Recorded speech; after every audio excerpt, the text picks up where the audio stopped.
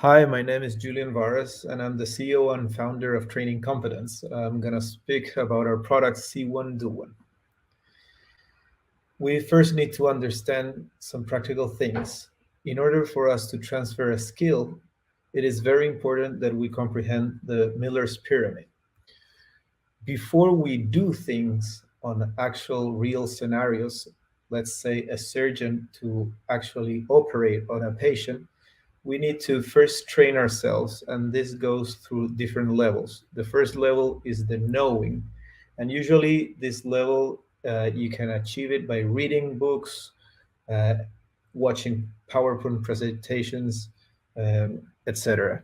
But then you need to demonstrate things, and usually this third level we are not used to assess it. In order to assess it, before we in the example of a surgeon, for example, before we demonstrate our actual skills on a patient, we should at least do some kind of simulation, and that kind of examination needs to be addressed so that you can achieve this type of skills.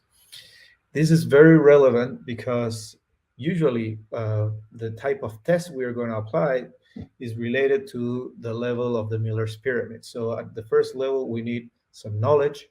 At the second level, we will, for example, do a clinical case context type of test. Let's say I will start asking a medical student if they know how to confront how to manage a patient with diabetes, and not only what is diabetes, but how to manage that patient.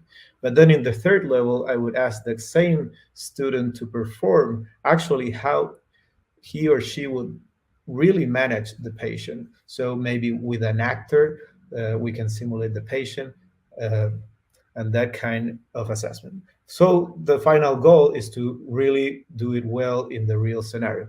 This can be applied also in musicians. For example, before the concert, they need to train, and they will go from theory to actual practice, and in the end to the concert. The same with sportsmanship. Any kind of sports, you need to train before the actual championships. So what is needed in order for us to transfer skills? We have developed this type of really easy framework to understand in Simulación UC, that is the simulations lab at Católica University of Chile, where I am the vice chair. And the idea behind this framework is to understand where usually the bottleneck is at, so that we can address this bottleneck in order for us to then be able to transfer skills. The first pillar, we need three pillars in order to transfer remotes and to transfer practical skills. The first pillar would be the space and infrastructure. Usually, let's say I want to teach you how to play guitar. You would need a guitar. So the trainee will need to have access to to a guitar, or maybe also to a very well conditioned room. We will also might need a microphone, maybe a streaming system and a camera. So that's part of the first pillar. The second pillar is what is the training program, is what the trainee must do in this guitar. Is he going to do basic guitar? The instructional design behind this needs to be very well validated and established. By validation, for example, in the healthcare area, we mean that it would be great to understand that if the minimum competencies achieved after a training program are then transferred to the real scenario. So, for example, if a surgeon simulates how to train on any specific surgery, well, they will be able to do that specific surgery on real patients after the training program. The third pillar is the instructor network. And with this, what I mean is who will be providing the feedback. We need to understand that in order for us to do a learning curve as trainees, we need someone to improve our mistakes. Well, and usually these professors, these teachers, these instructors need to understand how to give feedback. So it is very relevant for us to know and to be able to identify who will be doing the teaching, but also to train these teachers to be able to actually give a nice feedback so that then the learner can actually learn. This is an example that we developed as a pillar 1 at the Católica University, and just showing you a first pillar related to my area. I'm a surgeon, and this is a laparoscopic simulation. You can see that we can perfuse tissues. We can have a simulator of laparoscopy, and the image is pretty neat. You can not only simulate, for example, how to do some suturing, but you can also simulate an important bleeding and how to repair it. This is only the first pillar, and by any chance, this means that you have already established a training center. You do need the second and third pillar. I'm going to now show you how a second pillar is established. This is again just an example from my area. This was one of the first training programs we validated, and it's called the Advanced Laparoscopy Training Program.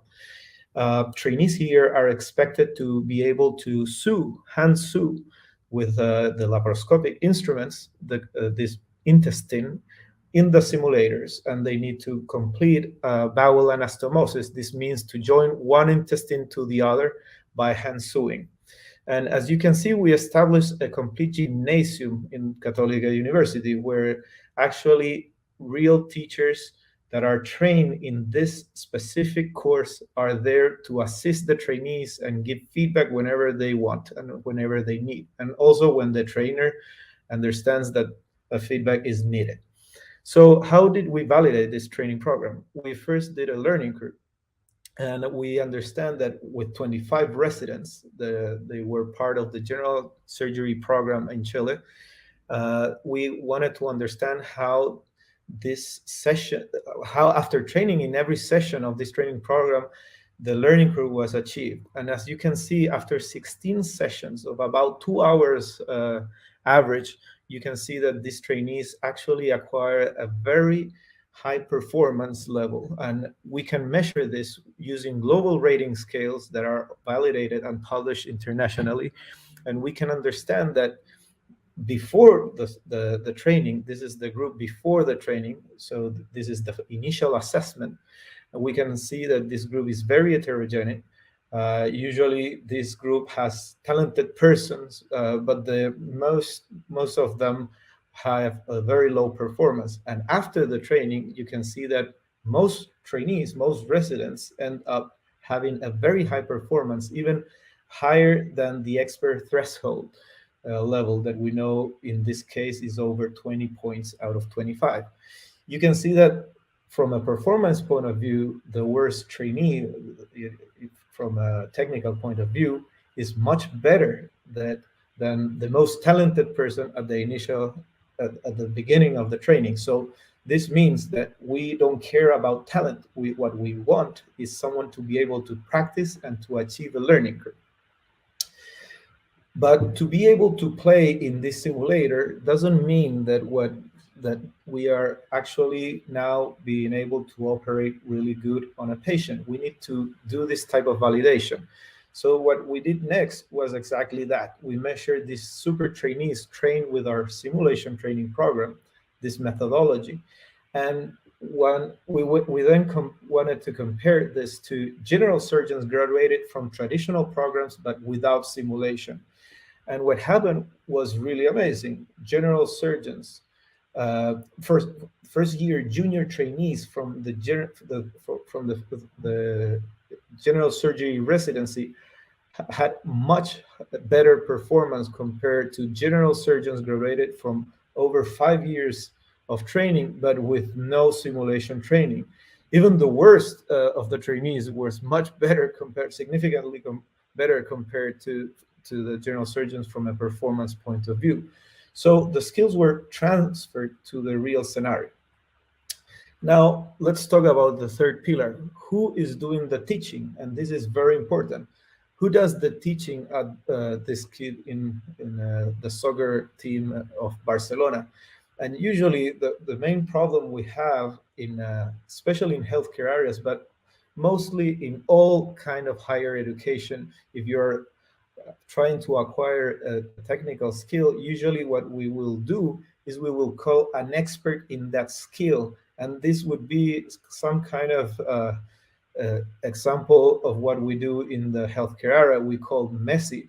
Well, now he's in Paris Saint-Germain. I'm sorry for that, but we would call Messi to train this kid at the Barcelona soccer team. And this, this has no sense at all. What we should do is we should actually train trainers, and the soccer sports have already done this. They have trainers that are dedicated to the specific level of these kids. They know exactly what type of feedback they need for that level of performance and how to improve their skills to the next level. They don't call Messi, and Messi has no time at all to be available for this type of training. Actually, we want Messi to be playing and to be winning some cups. But for example, in the area of surgery, usually who we call is the most expert laparoscopists to go and give some tips and tricks to this trainer, to these trainees. And what we need is someone to be trained to give feedback. And we have established this type of network. We have professionalized now a network of teachers who are not even surgeons. We have now trained general practitioners, veterinarians, and they have been taught on how to give very good feedback on the advanced laparoscopy training program. Why? Because we know that if they can take a trainee to the level over 20 points of score, as I showed you as an example, then we know that these trainees will do better in the operating room. So we don't need Messis to establish a professional network who might even get better results compared to an expert in a skill, but not a good teacher. So how about if we can take these three pillars with technology to be able to now train someone, but not with in-person feedback? That was one of our questions that we wanted to answer. We wanted to understand if we could train a surgeon in Chile with in-person feedback. Is it possible with technology to train a surgeon in Peru, in Ecuador, in the United States, for example? And we developed C1DO1, and I'm going to show you as an example the surgery course that I recently showed you the results. So now a trainee can be in the US or in Mexico. They can go to this training center and they can have access to a tutorial videos. Then they will perform in the simulator and try to understand if they are doing things the right way. They will simply record the video of the session and then upload the video of the session to the C1DO1 Lab Cloud. Once it's in the cloud, it will be distributed and the surgical simulation experts will be able to evaluate these videos and provide specific feedback. They will be able to pause the video anywhere they want. They will be able to attach video capsules as a response, audio memos, some text messages, and they can even draw in the screen to understand and to show an input and to give this type of input to the trainee, so that then the trainee will receive these inputs and will be able to watch his or her own video in the platform in his or her cell phone. And the idea with this is that whenever they feel ready to go back to training, they simply go and perform all of the feedbacks that they have already received. They will also be able to assess and evaluate the teacher back. They will put a score like an Uber driver. So whenever you get out of the Uber, you can score from 1 to 5 if you like how the service was. Here, the same. They can do this to the teacher so that we can improve the system. In order to validate this type of system, what we did was we compared the in-person feedback. This is the control group over here. And we did some training of residents that are at other general surgery programs in Chile, but far away from our capital and where our training center is, far away from Santiago.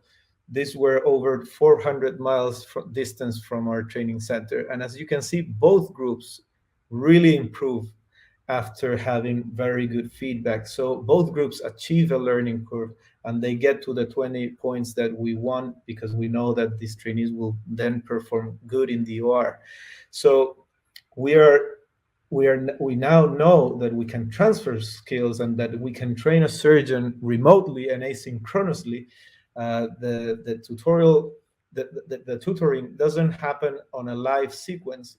Instead, it is asynchronous. This means that the tutor will have 72 hours to do the assessment of the videos. With this, they can take advantage of their own time and go at their own pace, the tutors, the instructors. So, and we have also demonstrated that the trainees become faster. So they are better and faster doing the same procedure. They have achieved a great performance. We've been doing this for a couple of years, even before the COVID era. And so far, we've trained many surgeons. This was in June. This was published in June 2020, but now we are over 400 trainees and counting every day. Many are joining our network of established training centers. We have established over 14 training centers in Latin America, in Central America, and now in the US, in UCSF, University of California, San Francisco, we have our first training center in the US. And the question after this kind of successful methodology was implemented was, well, how about other healthcare areas? Is it possible to train other healthcare areas? And the COVID made that possible because at least in Chile, we were having quarantines and no one was able to move from one city to another and be able to travel to Santiago to train themselves. For example, if they wanted to be trained in mechanical ventilation, in how to do prone positioning, or how to handle the PPE, or how to use an orotracheal intubation. So we developed this type of courses in the C1DO1 platform. And it was great for us to understand that in less than 2 months, over 1,800 trainees were actually taught in these skills with over 6,700 feedbacks or inputs, such as audio, drawing, text, videos, etc. And this is amazing because, well, what happens if we know now that we can train any type of skills, especially in the healthcare area? So just to gather and to summarize a little of how this works is someone will be able, a student, a trainee will be able to train a practical skill or any type of skill that will require a feedback. So it can also be a non-technical skill. Let's say someone needs to learn better how to communicate. You can record yourself with an actor or with any other role-playing system, and then someone will be able to give you a feedback. But the first step is, of course, you need to record yourself, and then from home or a training center, and then upload this to the C1DO1 cloud. Once it's in the cloud, the idea is that it will get distributed to a network of teachers, and that these teachers are already trained on how to use the platform and they know how to give a nice feedback to these trainees. Then the video goes back to the trainee, and the trainees collect this video portfolio of their own, and these are their own videos, so they can watch themselves and understand where the mistakes have been committed, and then to improve these mistakes is much easier. They go again to the lab or at home or wherever they are training, and this cycle repeats until you achieve a learning curve. So in the meantime, as this is digitalized and not anymore an analog experience between a teacher and trainee, we are gathering very important data. This type of data is being collected to course optimization, but also to create artificial intelligence algorithms through deep learning. This is an example of the laparoscopic course, the basic laparoscopic course, where we are applying this type of algorithms, and we are now having over 90% of correlation, for example, between an artificial intelligence evaluator, an AI evaluator, and a real human. And that's amazing. You can start automatizing evaluations, and then why not this type of assessments to include also an AI feedback and automatization of a complete skill class. We've been expanding this to the complete healthcare area of our Faculty of Medicine. And as you can see, physical therapy, nursing, phonoaudiology, audiology, and many other areas have been benefited with this methodology and technology.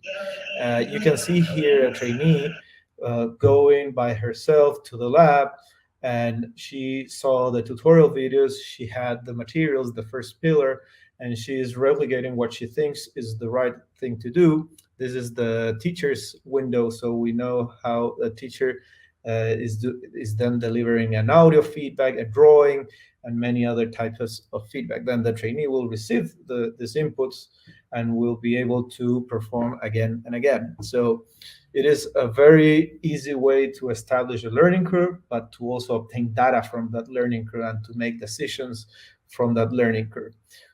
Decisions such as this, we knew that our classic our intensive course, where usually in the undergraduate, the med school trainees usually have to train this type of procedures, such as thoracocentesis or paracentesis, that is taking some liquid out of the thorax or the abdomen. When the way we trained them classically was that we had to do an intensive course of 2 hours.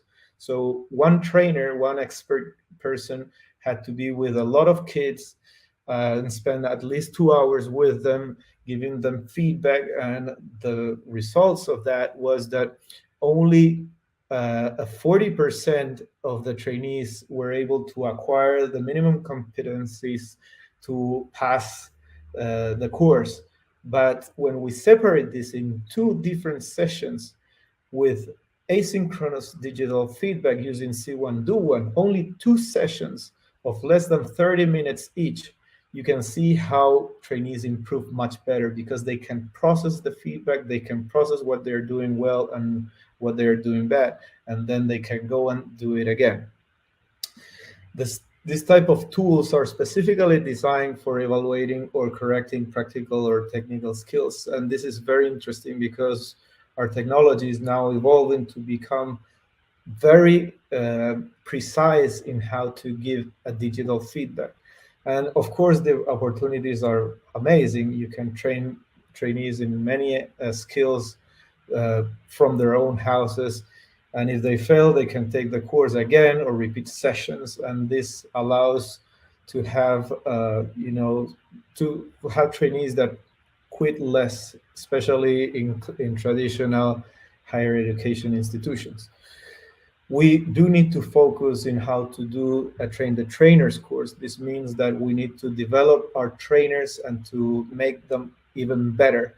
And the idea behind this is that as now we understand what is a good feedback, because we can analyze this type of inputs, they are digital, so we can understand if a teacher is doing a good job or a bad job. But we can also understand this from a student perspective, because we know if the trainee improves or not between one session to another. Well, the idea here is that we can establish a digital course to train these experts. So it is really scalable, very easy to scale. We can then have networks of teachers in any type of skill. And this is only an example of how to teach a trainer in healthcare related procedures. But if transferring surgical skills is feasible through a platform with validated courses and feedback, why not do it for other practical or technical skills? So these are examples that we're doing with other higher education institutions. And as you can see, this is the vision of an expert assessing the video. They are watching and giving their own feedbacks on how to measure electricity. Here we can see another type of course where they are teaching how to do programming. And as you can see, they can upload any kind of rating scale to the C1DO1 platform and then give specific feedbacks. Let's say they want to improve a coding at the specific moment that they detect this the problem that the trainee is having, they can draw in the screen and tell them how to improve that code at the specific moment. So it's not only for classic practical skills such as surgery, but you can improve anything that needs feedback. This is another example of a trainee that is trying to develop something related to electricity courses, and you can see how the teacher can give a lot of feedback and how this can be applied in many types of skills. So the possibilities are enormous, and we are expanding fast. The idea of C1DO1 facilitating institutions to transfer remote and asynchronous practical skills is amazing. You can apply it in so many areas, and I'm glad I'm very thankful for this opportunity that you allow me to share our experience with you guys. So if you have any question, please write me to my email that is right there, or you can simply text me. I'm now based in the US for a couple of months and years, and the idea for me is to try to expand this not only at UCSF, but everywhere. Happy to receive any questions.